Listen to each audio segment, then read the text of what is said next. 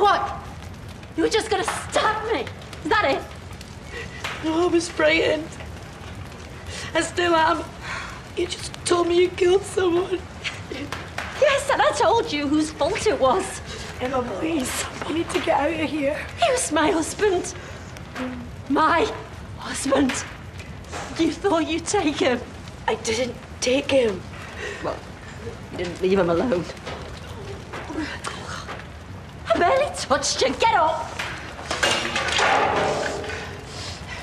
James and I was a mistake. When? Last year or before? Both. All right. So James just fell over and fell on top of you, did he? And in your struggle to fight him off, you somehow conceived Adam.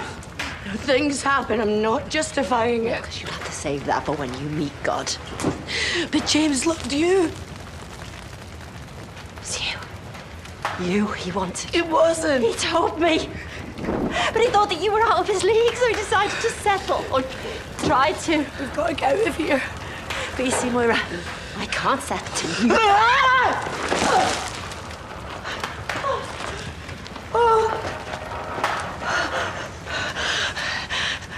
I think I'm having a baby.